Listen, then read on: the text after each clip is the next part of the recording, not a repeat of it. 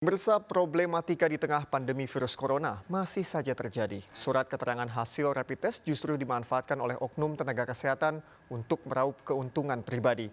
Salah satu modusnya adalah oknum nakes memanfaatkan hasil uji rapid test korban dengan cara memanipulasi hasil tes cepat yang menunjukkan reaktif.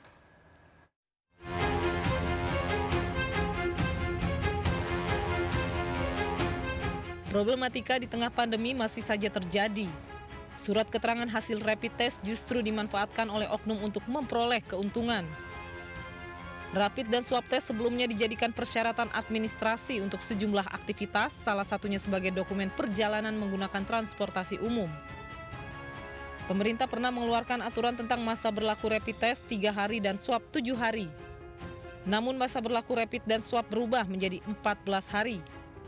Perubahan masa berlaku ini tertuang dalam Surat Edaran Nomor 9 Tahun 2020 tentang perubahan atas Surat Edaran Nomor 7 Tahun 2020 tentang kriteria dan persyaratan perjalanan orang dalam masa adaptasi kebiasaan baru.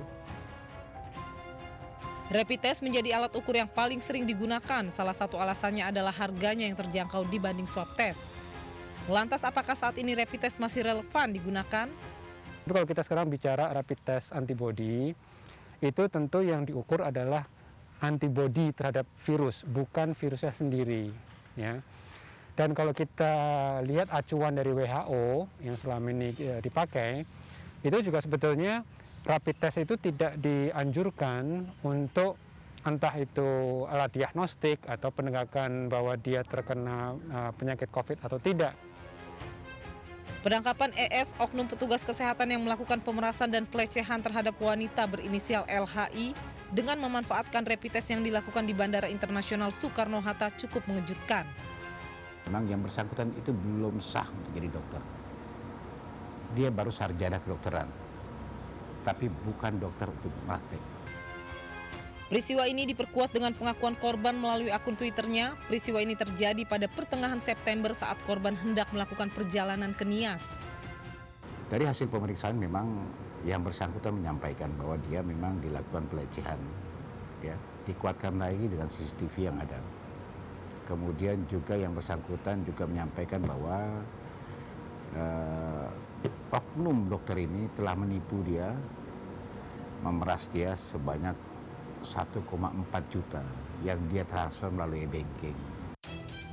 Oknum dokter memanfaatkan hasil uji rapid test korban dengan cara membohongi korban bahwa hasil rapid test menunjukkan reaktif. Aksi ini dilakukan pelaku untuk mengambil keuntungan pribadi. Sebenarnya pada saat rapid test pertama terhadap saudari L pada saat itu adalah non-reaktif. Jadi hasilnya itu non-reaktif. Tapi niat untuk dia memeras si korban ini sudah ada. Caranya seperti apa? Dia sampaikan bahwa kamu positif. Nanti kita akan rapid test lagi. Kamu reaktif. Kami nanti akan positif rapid test lagi. Nanti akan kami ubah bisa menjadi non reaktif. Peristiwa ini seakan menunjukkan tanpa rapid test protokol kesehatan tidak cukup untuk menjamin para calon penumpang terbebas dari COVID-19. Secara keilmuan, ini tidak berbasiskan biologi. Biologi tidak mengatakan seperti itu. Karena apa? Kalau kita tujuannya supaya penumpang yang masuk ke pesawat adalah yang aman, ya caranya bukan dengan rapid test. Karena kalau hasilnya itu tidak reaktif, itu juga tidak menjamin. Dan yang hasilnya reaktif pun tidak menjamin dia kebal. Jadi pada ujungnya protokol kesehatan yang paling utama. Berbeda dengan kasus rapid test di bandara, kejanggalan juga dialami oleh Budi pada pertengahan September lalu. Salah satu pasien yang sempat diisolasi di rumah sakit swasta di daerah Depok. Bapak 2 anak ini menjalani isolasi COVID-19 dengan riwayat penyakit tipes. Meski 2 kali swab hasilnya menunjukkan negatif, Budi tetap harus menjalani isolasi ketat layaknya pasien positif COVID-19. Ya, kejanggalan pertama ya ketika saya rapid test, infonya reaktif dan dari perawat bilangnya ini baru terpapar gitu kan. Kalau baru terpapar berarti kan saya baru kena dalam 1, 2, 3 hari kan, seperti itu gitu. Tapi ketika Senin saya diambil rapid, Selasa dan Rabu pagi saya swab test, itu kan cuma beda sehari ya. Tapi hasilnya malah negatif gitu. 2 kali tes hasilnya negatif. Berarti saya bukan baru terpapar dong. Gitu. Ini kan janggal, maksudnya ketika masuk saya dibilang baru terpapar. Tapi masa langsung sembuh dalam 2-3 hari saya sembuh gitu. Beda sehari doang ketika selesai rapid, besoknya saya swab test, langsung saya negatif. Kan itu janggal buat saya. Jadi sebenarnya saya ini COVID atau bukan? Seperti itu. Kesimpang siuran informasi membuat pegawai swasta ini semakin bingung saat diisolasi.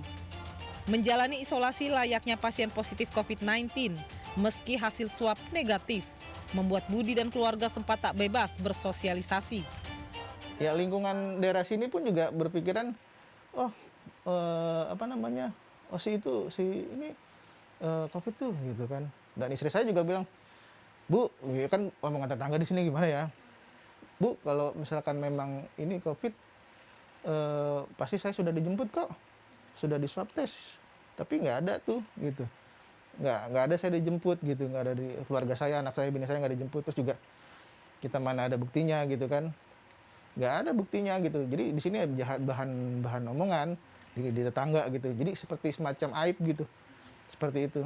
Terus kemudian di kantor pun juga saya tidak bisa kembali bekerja gitu kan, karena memang semua akses saya diblok, akses gedung, akses ruangan diblok, tidak boleh ke kantor sampai saya sembuh.